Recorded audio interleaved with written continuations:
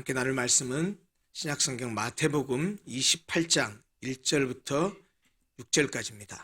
안식일이 다 지나고 안식 후 첫날이 되려는 새벽에 막달라 마리아와 다른 마리아가 무덤을 보려고 갔더니 큰 지진이 나며 주의 천사가 하늘로부터 내려와 돌을 굴려내고 그 위에 앉았는데 그 형상이 번개 같고 그 옷은 눈같이 희거늘 지키던 자들이 그를 무서워하여 떨며 죽은 사람과 같이 되었더라. 천사가 여자들에게 말하여 이르되 너희는 무서워하지 말라. 십자가에 못 박히신 예수를 너희가 찾는 줄을 내가 아노라. 그가 여기 계시지 않고 그가 말씀하시던 대로 살아나셨느니라. 와서 그가 누우셨던 곳을 보라. 아멘. 우리가 살아가고 있는 현대사회를 지배하고 있는 것이 무엇이냐라고 한다면 아마도 자본주의와 과학지상주의라고 할 수 있을 것입니다. 자본주의는 시장경제와 더불어서 현대의 일상적 삶의 현실을 지배하되 모든 것을 오직 재화와 물질, 곧 돈으로만 말하는 경제체제를 말합니다. 그래서 자본주의 체제에서는 Money is power, Money is justice, 돈이 곧 힘이요, 돈이 곧 정의입니다. 오죽하면 유전무죄, 무전유죄라는 말이 생겼겠습니까? 나아가 돈을 최고의 가치로 생각하는 것이 오늘날 자본주의 체제 아래서의 사고방식인데 이것은 뭐니 해도 머니가 최고다라는 현대인들의 말장난으로 잘 표현됩니다. 실제로 현대인들의 모든 삶은 오직 돈을 향하고 있고 돈을 벌기 위해서는 수단 방법을 가리지 않는 것이 현실입니다. 우리가 가끔 TV 뉴스를 보다 보면 이해할 수 없는 범죄들, 어떻게 인간이 이럴 수 있을까 하는 범죄들이 자행되는데 그 밑바닥을 보면 대부분 돈과 관계되는 것을 발견하게 됩니다. 속된 표현으로 돈 때문에 먹는 거 가지고 장난치고 돈 때문에 사람을 죽이는 일이 밥 먹듯이 일어나고 뉴스거리에서 쉽게 우리가 접할 수 있는 그런 세상이 되어버렸습니다. 현대인들에게는 돈이 신이 되어버린 것이 사실입니다. 그런 점에서 현대인들은 자본주의라는 사상 속에서 돈 종교를 믿고 있다고 해도 과언이 아닐 것입니다. 바로 그것을 소위 맘모니즘이라고 말하지요. 자본주의와 함께 현대사회를 지배하는 또 다른 하나는 과학지상주의입니다. 과학지상주의란 과학 이외의 모든 사고방식이나 의식구조를 무시하고 오직 경험적 방법에 입각한 과학만을 바깥 외부 대상 세계를 이해하는 기준과 척도로 삼는 과학 만능적 사고를 말합니다. 오감을 통해서 경험 가능한 물질적 세계를 탐구하는 과학은 보이지 않는 것, 만질 수 없는 것, 경험적으로 확인할 수 없는 것은 어떤 것도 받아들이려고 하지 않습니다. 모든 것을 오직 감각적이고 경험적인 사실로만 말하려고 한다는 것입니다. 우리는 지금 이런 과학기술이 이루어 놓은 매우 발달된 물질 문명 속에서 살고 있습니다. 과학의 발전이 가져다 준 기술 문명으로 인해서 우리 인간의 삶은 점점 더 풍요로워지고 있을 뿐만 아니고 점점 더 편안하고 안락한 삶을 누리게 되었습니다. 그뿐만 아닙니다. 과학은 그동안 감추어져 있었던 미지의 세계를 하나 둘씩 발견하고 밝혀냄으로써 우리로 하여금 과학을 무한 신뢰하게 만들었습니다. 현대인들은 과학적이라는 말은 곧 진리적이라는 말과 동의어로 사용하고 있습니다. 비과학적이라는 말은 진리가 아니다는 그런 동의어로 사용하고 있습니다. 과학적이라는 말을 통해서 눈에 보이지 않는 세계, 감각할 수 없는 세계, 경험할 수 없는 세계는 그거는 실제 존재하는 세계가 아니고 없는 세계라고 하는 것이 현대인들 뇌리 속에 박혀 있습니다. 그래서 그 결과 과학은 신을 우리 인간 세상에서 추방시키고 말았습니다.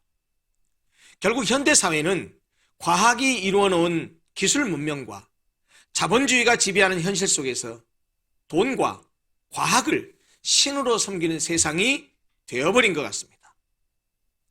그러나 평소에는 하나님을 믿으려면 내 주먹을 믿고, 하나님을 믿으려면 돈을 믿고, 하나님을 믿으려면 나 자신을 믿으라면서 신을 믿는 사람을 비웃고 욕하던 사람도, 보이는 것이 전부요, 과학이 진리라고 하면서 과학을 신처럼 신봉하는 사람도 인간의 힘으로 어찌할 수 없는 한계 상황에 부딪히게 되면 그들이 부정하고 그들이 배척했던 신을 찾게 되는 것이 현실입니다.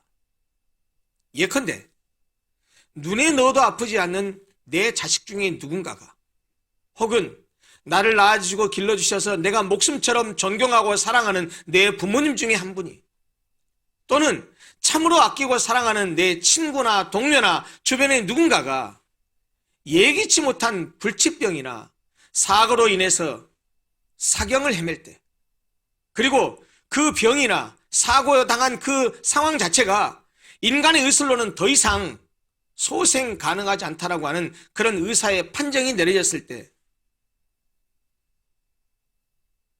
그냥 죽기만을 기다리는 사람은 아무도 없습니다. 평상시에 보이지 않는 신이 어디가 있느냐, 보이지도 않는 신을 믿는 사람들은 미친놈들이다 라고 그렇게 저주하고 비아냥거렸던 사람들도 그런 상황이 되면 하나님, 예수님, 부처님, 알라신 찾을 것 다 찾으면서 살려달라고 신에게 매달리는 것이 인간입니다. 이것이 바로 인간의 아이러니지요. 그리고 이것이 곧 인간 실존의 유한함을 말하는 것입니다. 인간이 부딪히는 가장 절박한 한계 상황, 인간 실존의 유한함을 가장 절실하게 느끼게 하는 것은 무엇일까요? 다름 아닌 죽음입니다. 인간은 누구나 세상에 태어난 이상 싫든 좋든 살아가게 되어 있고, 또 태어난 이상 반드시 죽게 되어 있습니다. 그런데 죽음은 예고 없이 옵니다. 그래서 우리가 흔히 그런 말 하잖아요. 세상에 올 때는 순서가 있지만 세상을 떠날 때는 순서가 없다고요. 그렇습니다. 언제 어떻게 죽음이 나에게 찾아올지 모릅니다. 일상적인 평안한 삶을 살 때는 죽음을 생각지도 않지요. 그렇기 때문에 우리는 죽음이 분명히 우리에게 필연적인 사실임에도 불구하고 평소에는 죽음이 나하고 아무런 상관이 없는 것처럼 그렇게 살아갑니다. 그러다가 나에게 가까운 누군가가, 아까 말씀드린 대로 내 자식이나 부모나 형제나 아니면 가까운 절친한 친구나 동료나 이런 갑작스러운 사람이, 그런 사람들 중에 하나가 갑작스러운 죽음을 당하는 것을 보게 되면, 아하, 죽음이라는 것이 나에게서 먼 것이 아니구나라는 사실을 깨닫게 됩니다. 더구나 자기 스스로가 자신이 죽음의 고비를 넘기는 경험을 하게 되면 더욱더 죽음의 문제에 대해서 진지해지게 됩니다. 인간이 이루어놓은 과학 문명과 지식을 보면 우리 인간이 얼마나 위대한 존재고 인간 존재가 얼마나 대단한 존재인지 모릅니다. 그러나 인간은 반드시 죽는다라는 것은 부인할 수 없는 확실하고도 분명한 사실입니다. 그리고 인간을 무력하게 만드는 죽음은 모든 인간을 평등하게 만들고 맙니다. 한때 세상을 호령했던 권력자들이나 부귀영화를 누리면서 많은 사람의 부러움을 샀던 사람이나 명예와 인기를 한몸에 받았던 스타들도 죽음 앞에서는 무릎을 꿇을 수밖에 없습니다. 아무리 위대한 사람도 죽음이 그들을 특별하게 대우하지 않습니다. 반드시 죽음 앞에 무릎을 꿇게 만듭니다. 그래서 20세기 실존 철학자들도 죽음을 인간 실존의 본질로 이해했습니다. 키에르케고르는 인간은 태어날 때부터 죽음에 이르는 병을 가지고 태어났다고 했고, 하이데거는 인간의 존재 방식 자체가 죽음에 이르는 존재라고 했습니다. 영웅호걸이나 절세의 미인이라 할지라도 결국은 한 줌의 흙으로 돌아가서 한평 남짓한 무덤에 묻히는 것이 인간입니다. 결국 모든 인간은 죽음 앞에 굴복하게 됩니다. 죽음을 벗어날 수도 회피할 수도 없습니다. 죽음 앞에서는 누구도 힘을 쓸 수가 없습니다. 이렇게 인간은 죽음을 피할 수가 없다면 그저 그 죽음을 덤덤히 받아들이면 될 테인데, 모든 인간은 죽음을 두려워합니다. 왜 그럴까요? 저는 두 가지 때문이라고 생각합니다. 첫째는 죽음이 살아있는 우리의 모든 것과 단절시킨다는 사실을 알기 때문입니다. 죽음은 이 세상의 모든 것들과의 관계를 끊어지게 만든다는 말입니다. 죽음은 사랑하는 가족, 이웃, 친구로부터 영원히 나를 단절시켜 놓아버립니다. 내가 벌어놓은 재산, 명예, 권력 등도 나와는 전혀 상관없는 것이 되어버립니다. 그래서 우리는 죽음을 두려워합니다. 우리가 죽음을 두려워하는 또 다른 이유는 죽음 이후의 세계를 모르기 때문입니다. 일상을 살 때는 바쁘고 분주하게 살기 때문에 죽음이라는 것을 생각해 볼 여유가 없습니다. 죽음 이후에 대해서 생각할 겨를이 없습니다. 먹고 살기도 바쁜데요. 그러나 죽음을 맞닥뜨리게 되면 우리는 죽음 이후의 세계가 어떠한지를 모르기 때문에 불안해하고 죽음을 두려워합니다. 죽음은 우리 모두에게 찾아오는 불청객임에 틀림없습니다. 도대체 이 죽음이라는 불청객은 어떻게 해서 우리 모든 인간에게 찾아오게 되었을까요? 왜 모든 사람이 죽음 앞에 항복을 하고 백기를 들게 되었을까요? 성경은 우리 인간의 죄 때문이라고 말합니다. 죄가 바로 우리 인간에게 죽음을 가져왔다는 것입니다. 최초의 인간이요 모든 인간의 대표자였던 아담이 절대로 따먹지 말라고 했었던 하나님의 명령에 불순종해서 선악과를 따먹어서 죄를 짓고 타락함으로써 죄가 세상에 들어오게 되었고, 죄로 인해서 사망이 왕노릇하게 되었다고 말씀합니다. 죄 때문에 모든 인류가 죽음 아래에 놓이게 되었다는 말입니다. 결국 죽음의 문제는 죄의 문제입니다. 그래서 인류는 죽음과 싸워서 이겨보려고, 이 죽음을 극복해보려고 온갖 몸부림과 발버둥을 다 쳐보았지만 어느 누구도 그 죽음을 이긴 사람은 없습니다. 진시 황제는 불로 장생하기 위해서, 영생하기 위해서 불로초를 구했다고 하죠. 한나라의 무제는 영원히 죽지 않기 위해서 승로반의 이슬을 먹고 살았다고 하죠. 그러나 그들이 영생했습니까? 다 죽었습니다. 아무리 발버둥을 쳐도 죄가 쏘아대는 죽음의 화살을 누구도 피하지 못하고 당해내지도 못했는데, 죽음을 이기고 죽음의 권세를 깨뜨리시고 죽음을 정복해서 다시 살아나신 분이 계십니다.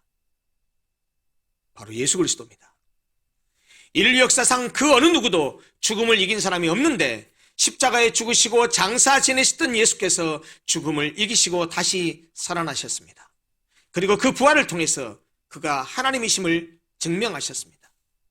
빈 무덤은 그의 확실한 부활의 증거입니다. 예수님은 빈 무덤으로 죽음의 권세를 이겼다는 사실을 보여주셨습니다. 본문 말씀을 보십시오. 우리가 잘 알지만 예수님은 금요일 오후 3시쯤에 돌아가셨습니다. 아리마대의 부자 요셉이 안식일이 되기 전에 바위 속에 판 자기 새 무덤에 예수님의 시신을 장사했습니다. 그리고 장사 지낸 지 3일이 되던 안식 후 첫날, 그러니까 일요일, 주일 새벽에 막달라 마리아와 다른 마리아가 무덤을 찾아갔습니다. 천사가 나타나 그들에게 말했습니다. 너희가 십자가에 못 박히신 예수를 찾는 것을 내가 안다. 그러나 그는 여기 계시지 않는다. 그는 그가 말씀하셨던 대로 다시 살아나셨다. 와서 한번 봐라. 그가 누우셨던 것을 보라 라고 말씀하셨습니다. 예수께서 누우셨던 곳에는 아무것도 없었습니다. 예수님의 수의만이 놓여 있었을 뿐 그가 묻혔던 무덤은 텅 비어 있었습니다. 바로 이것, 예수님의 무덤이 비어 있다는 것이, 예수의 빈 무덤이 기독교를 다른 종교와 다르게 만듭니다. 우리가 잘 알지만 일반적으로 예수 그리스도와 더불어서 공자, 마호메트, 석가를 인류 역사상 가장 위대한 위인이라고 해서 세계 4대 성인으로 추앙하고 있습니다. 공자는 기원전 551년에 태어나서 어질매 사상을 베풀었습니다. 인이죠, 인. 인을 중심으로 한 유교를 창시하고 73세에 세상을 떠났습니다. 그의 가르침을 담고 있는 논어의 선진편에 보면 공자와 그의 애 제자 자로 사이에 오간 귀신과 죽음에 관한 대화가 있습니다. 자로가 어느 날 공자에게 귀신을 섬기는 일에 대해서 물었습니다. 그랬더니 공자가 이렇게 대답했습니다. 미능사인, 언능사귀. 아직 사람을 섬기는 일도 모르는데 어찌 귀신을 섬길 수 있겠느냐. 자로가 이어서 물었습니다. 죽음이란 무엇입니까? 공자가 대답합니다. 미지생, 언지사. 삶도 아직 모르는데 어찌 죽음을 알겠느냐. 공자는 BC 479년 4월 73세로 삶을 마쳤는데 그의 무덤은 공자의 고향인 산동성 취후에 있는데 그 옆에는 500평이 넘는 공묘라는 웅장한 사당이 있어서 많은 사람들이 아직도 그를 찾아 경배하고 있습니다. 이슬람교의 창시자인 마호메트는 AD 570년에 태어나서 동굴에서 명상하다가 알라신의 계시를 받았다고 주장합니다. 64세에 건강이 갑자기 악화돼서 부인이 지켜보는 가운데서 생을 마감했는데 그의 무덤은 현재 사우디아라비아의 메디나에 있는데 해마다 수천만 명의 사람들이, 주로 이슬람교도들이죠, 순례객들이 거기를 방문해서 경배하고 있습니다. 아시다시피 이슬람교의 교리 가운데는 죽기 전에 반드시 성지를 순례해야 되는 그런 규율이 있기 때문입니다. 석가모니는 BC 563년에 히말라야 산맥 남쪽에 있는 작은 왕국인 카필라국의 룸비니에서 석가족 정반왕의 아들로 태어났습니다. 왕자였습니다. 석가모니라고 하는 이름은 석가족의 성인이라는 뜻입니다. 원래 이 석가모니의 본명은 고타마 시타르타입니다.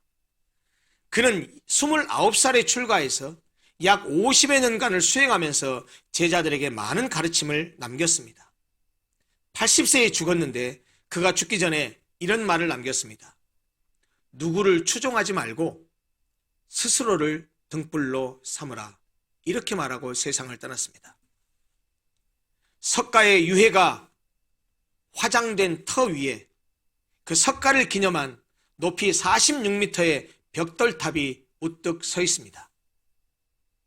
석가모니의 시신을 화장한 후 그의 몸에서 나온 많은 사리들이 있었는데 그 사리들을 진신사리라고 말하죠. 그 진신사리를 주변 8개국에 보내서 그것을 보관하기 위해서 탑을 세웠습니다. 진신사리를 모신 탑은 석가의 무덤을 의미하기 때문에 절에 가면 우리가 볼 수 있는 탑은 석가모니도 결국 죽음을 극복하지 못하고 죽었으며 또한 그도 역시 죽음에 무릎 꿇은 또 한 사람이 되었다는 사실을 증명하고 있습니다. 그러나 예수님은 빈 무덤으로 그의 부활을 증거하고 있습니다. 예수의 무덤은 비어 있습니다. 바로 이것이 예수님이 공자나 마호메트나 석가와 다른 점이고 바로 이것이 기독교와 다른 종교가 가장 다른 점입니다. 여러분, 기독교 신앙의 내용들이, 기독교가 믿는 진리들이 여러 가지가 있습니다. 그러나 그 중에 핵심적인 것이 무엇이냐고 묻는다고 한다면 바로 부활이라고 말할 수 있습니다. 부활을 믿는 종교는 기독교밖에 없습니다. 우리 주 예수 그리스도는 저주스러운 죽음의 권세를 깨뜨리시고 영원한 생명의 주로 부활하셨습니다. 예수님도 죽음이라고 하는 독화살을 맞고 가장 비참한 죽음, 가장 저주스러운 죽음을 당했습니다. 그러나 예수님의 죽음은 죽음으로 끝나지 않았습니다. 안식 후 첫날 새벽, 장사 지낸 지 3일째 되는 날 구약의 예언대로, 그리고 살아계셨을 때 당신 자신이 했던 약속대로 예수님은 무덤 문을 열고 나오셨습니다. 죽음의 권세를 깨뜨리시고 부활하셨습니다. 사망 권세를 박살내시고 영원한 새 생명의 주로 부활하셨습니다. 그것은 인간의 삶과 죽음이라고 하는 법칙을 바꿔놓은 새 생명의 원리이자 기적이었습니다. 여러분, 예수님의 부활은 옛날 이야기가 아닙니다. 누가 꾸며낸 허황된 이야기가 아닙니다. 판타지 소설에 나오는 이야기가 아닙니다. 예수님의 부활은 역사적 사실, 히스토리컬 팩트입니다. 예수 그리스도의 부활은 죽은 자에게 부활이 있다는 사실을 실제로 경험적으로 보여주신 사건입니다. 나아가 그를 믿는 우리에게도 부활이 있다는 사실을 친히 보여주신 것입니다. 부활의 주님 안에 있는 자에게는 죽음은 죽음으로 끝나지 않습니다. 부활에 대해서 말하고 있는 고린도전서 15장은 이렇게 말씀합니다. 만일 죽은 자가 다시 살아나는 일이 없으면 그리스도도 다시 살아나신 일이 없었을 터이요. 바울이 논리적인 논리를 구사하고 있는데요. 이런 이야기입니다. 죽은 자가 다시 살아나는 일, 부활이 없다고 한다면, 부활이라고 하는 그런 진리가 없다고 한다면 실제적으로, 역사적으로, 경험적으로 부활은 없다. 그런데 예수가 부활한 것은 사실이다. 부활이 없다면 예수가 살아나는 것이 없었을 것이다. 또 그리스도께서 다시 살아나신 일이 없다고 한다면 부활이 있다고 믿고 그 부활을 신앙하고 있는 너희들의 믿음도 다 헛것이고 너희가 여전히 죄 가운데 있을 것이다. 우리는 부활이 있다고 믿기 때문에 죽었다고 말하는 것이 아니고 잔다라고 말하는데, 만약에 부활이 없다고 한다면 그리스도 안에서 잠자는 자도 망했을 것이다. 만일 그리스도 안에서 우리가 바라는 것이 부활이 없이 이 세상의 삶뿐이라고 한다면 저 세상을 위해서 살고 저 세상을 바라보고 사는, 부활 이후의 세상을 바라보고 사는 우리들은 세상 가운데 가장 불쌍한 것이라고 말합니다. 그러나 이제 그리스도께서 죽은 자 가운데서 다시 살아나사 잠자는 자들의 첫 열매가 되셨도다. 부활의 주님을 믿는 이들은 죽음이 끝이 아닙니다. 왜요? 우리도 주님이 부활한 것처럼 부활할 것이기 때문입니다. 그런데도 부활을 믿지 못하는 사람들이 있습니다. 세상 사람들이 부활을 믿지 않는 것은 그렇다 치고 교회를 다니고 예수를 믿는 사람들 중에서도 부활에 대해서 확신이 없는 사람이 있습니다.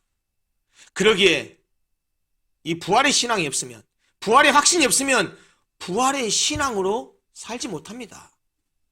믿기는 믿되 생명력 없는 신앙생활을 합니다. 그럼 왜 믿지 못할까요?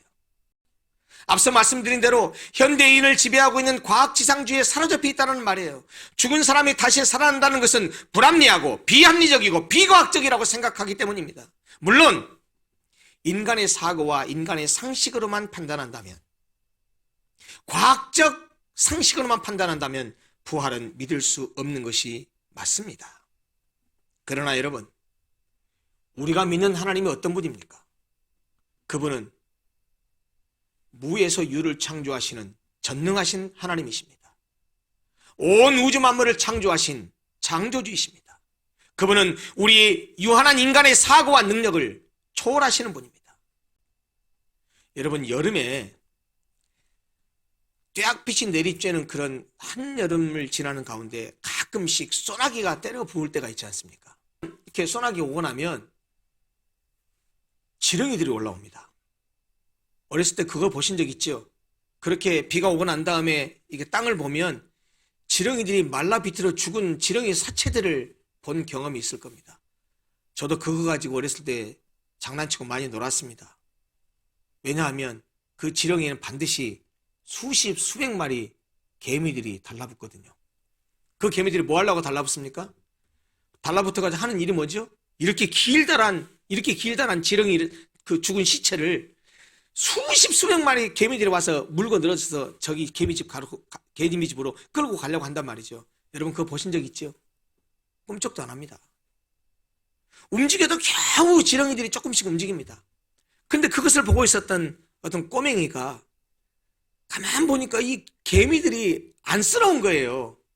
먹고 살겠다고 수십 마리 수백 마리가 달라붙었는데 꼼짝도 안 하니까 그 보고 있었던 꼬맹이가 너무 안쓰러웠던지 나뭇가지 하나 꺾어가지고 툭 집어가지고 저 앞에 개미집 앞에다 갖다가 옮겨놨습니다.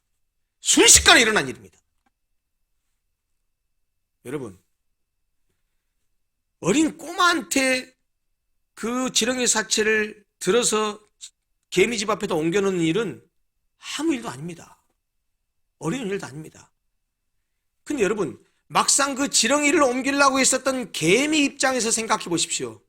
분명히 눈앞에 일어난 일인데 이해할 수도, 설명할 수도, 상상할 수도 없는 일입니다. 여러분, 제가 이 얘기를 왜 했죠? 우리 유한한 인간과 하나님 사이의 관계가 이러합니다. 우리는 이해할 수 없는 일이지만 우리의 과학적 사고와 상식으로는 죽은 사람이 살아나? 있을 수 없는 일이지만 전지전능한 하나님으로서는 아무 일도 아닙니다. 불가능한 일이 아닙니다. 그뿐만이 아닙니다. 예수의 부활을 상식적으로도 한번 생각해 보십시다. 2000년이 넘도록 그토록 많은 그리스도인들이 예수가 부활했음을 믿고 그 부활한 예수 때문에 자기의 일생을 그분에게 바치며 심지어 목숨까지 예수 그리스도를 위해서 버렸는데, 그렇다면 그렇게 예수를 위해서 자기 일생을 바치고 목숨까지 버린 그 모든 사람들이 다 어리석은 바보였을까요? 물론 예수님이 희대의 사기꾼이었다고 한다면 부활하지도 않았는데 부활했다고 믿게 했을 수도 있을 것입니다. 그러나 우리가 살아가면서 많이 느끼죠. 몇몇 사람을 오랫동안 속일 수는 있습니다. 또는 한순간에, 짧은 기간 동안에 수많은 사람을 한꺼번에 속일 수도 있습니다. 그러나 2000년이 넘도록 그토록 수많은 사람을 속이는 것은 불가능합니다. 예수 그리스도가 만약에 그의 부활이 사실이 아니고 거짓이었다고 한다면 2000년 동안 이렇게 많은 사람들이 그 예수의 부활을 믿고 그를 위해서 살고 그를 위해서 죽을 수 있겠습니까? 사랑하는 성도 여러분, 기독교는 죽은 신의 무덤을 숭배하는 종교가 아닙니다. 기독교는 없는 신을 있다고 믿는 종교가 아닙니다. 기독교는 인간이 만든 신을 믿는 종교가 아닙니다. 기독교는 죽은 신을 믿는 종교가 더더욱 아닙니다. 우리가 믿는 분은 다시 사신 예수님입니다. 우리는 지금도 살아계신 주님을 믿고 있습니다. 다른 종교들도 인간을 위한 좋은 가르침을 주는 것은 사실입니다. 부처님의 가르침, 공자의 가르침, 마호메트의 가르침, 어떤 가르침도 들여다보십시오. 버릴 것이 하나도 없습니다. 인간을 위해서 유익한 가르침입니다. 그러나 우리가 기독교만이 참된 종교라고 말하는 이유가 무엇입니까? 다른 종교에는 죄로부터의 구원이 없습니다. 부활도 없습니다. 영원한 생명도 없습니다. 어떤 세상의 종교 가운데 그 종교의 교주가 인간을 위해서 죽었다고 말하는 종교가 어디에 있습니까? 죽을 뿐만 아니고 우리를 위해서 다시 살아나셨다고 말하는 종교가 어디 있습니까? 여러분, 설사 그것이 거짓이다 할지라도 그 거짓을 당당하게 말할 수 있다고 한다면 그만한 자신감이 있어서 그런 주장을 하지 않겠습니까? 그러나 예수 그리스도의 부활은 거짓이 아니고 사실입니다. 꾸미는 얘기가 아니고 역사적 사건이었고 역사적 사실이라는 말입니다. 예수님은 부활을 통해서 죽은 자의 부활이 있음을 분명히 보여주셨습니다. 죽은 자의 부활이 있음을 예수의 부활로 확인되고 증명되었다는 말입니다. 예수님 당신이 부활의 첫 열매가 되심으로써 그를 믿는 우리도 부활하게 됨을 친히 보여주셨습니다. 부활의 소망이 없이 죽으면 끝이라고 생각하는 사람들과는 달리 그리스도인들이 죽음 앞에서도 슬퍼하지만은 않고 의연하고 소망을 갖게 될 수 있는 것도 이 바로 부활의 소망 때문입니다. 여러분, 삶은 죽음을 전제로 구성됩니다.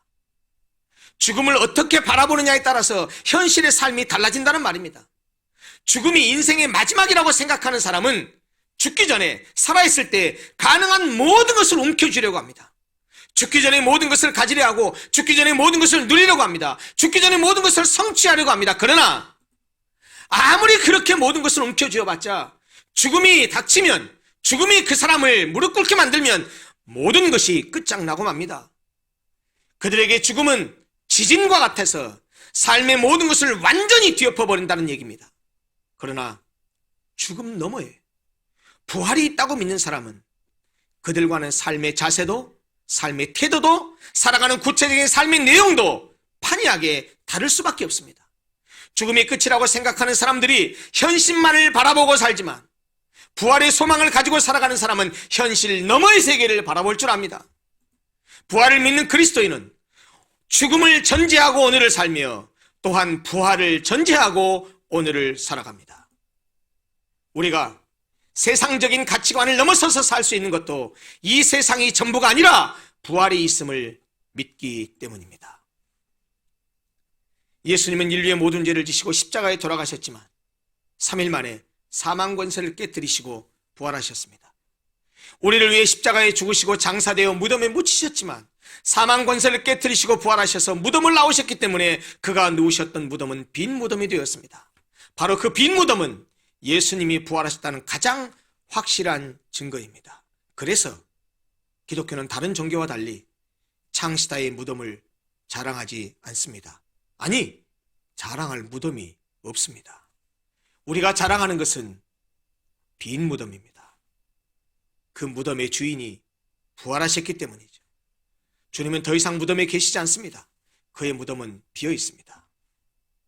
주님은 부활하셨기 때문입니다. 그리고 부활하신 주님은 오늘, 지금 살아계셔서 우리와 함께 계십니다. 그리고 우리와 함께 하시면서 그가 부활하셨던 것처럼 우리도 부활의 소망을 갖고 살아가게 하십니다. 예수께서 다시 살아나셔서 부활하셨습니다. 이 기쁜 소식을 감사로 받을 뿐만 아니고 이 기쁜 소식을 우리 주변 사람들에게 증거하고 소개하고 자랑하는 그런 증인된 삶을 살아가는 사랑하는 모든 성도들이 되었으면 좋겠습니다. 기도하겠습니다.